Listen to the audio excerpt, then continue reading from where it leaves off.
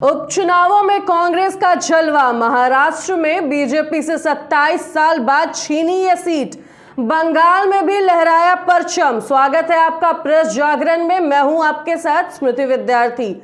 पूर्वोत्तर के तीनों चुनावी राज्यों में कांग्रेस को चाहे बुरी हार का सामना करना पड़ा हो, लेकिन उपचुनावों के नतीजे ने एक बार फिर से पार्टी में जान फूंकने का काम किया है। तो वहीं पूर्वोत्तर राज्य त्रिपुरा, मेघालय और नागालैंड में कांग्रेस को बड़ी हार मिली है। बता दें कि तीनों राज्यों में कांग्रेस इस बार सिंगल डिजिट सीट पर सिमट गई है। हालांकि महाराष्ट्र, बंगाल और तमिलनाडु के उपचुनाव में कांग्रेस ने रिकॉर्ड जीत दर्ज की है। साथ ही महाराष्ट्र के कस्बा पेट सीट से कांग्रेस ने रिकॉर्ड दर्ज किया है।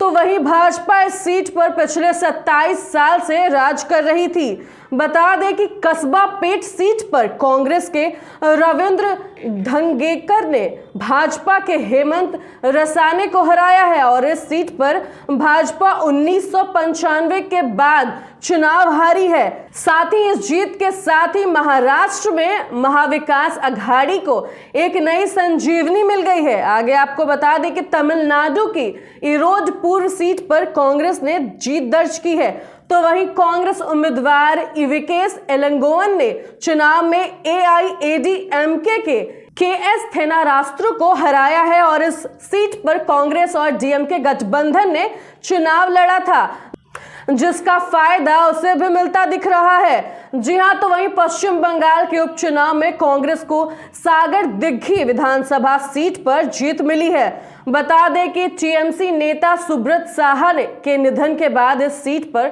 चुनाव हुए थे। तो वहीं कांग्रेस के बायरन बिस्वास ने टीएमसी नेता देबाशीष बनर्जी को यहां हराया है और करीब 1.5 साल बाद जीत पाई है। साथ ही आपको बता दें कि अरुणाचल प्रदेश में लुमला उपचुनाव के नतीजे भी पहले से ही तय थे।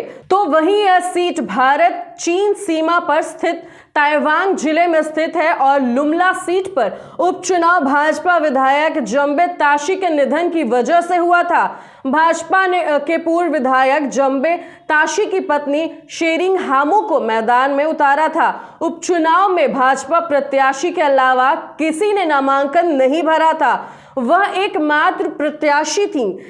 ऐसे में उन्होंने निर्विरोध जीत दर्ज कर ली है। आगे आपको बता दें कि आखिर कितने सीटों से चिंचनगढ़ को बरकरार रखने में सफल रही भाजपा।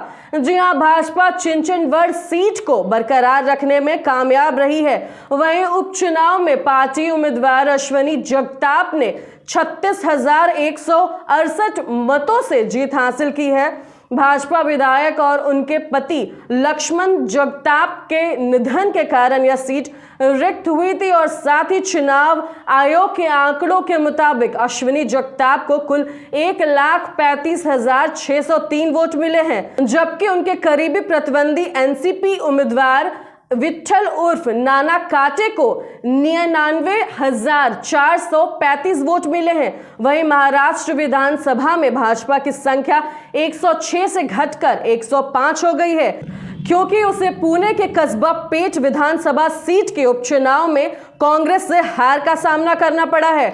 ऐसे ही खबरों के लिए हमारे चैनल प्रेस जागरण को सब्सक्राइब करें।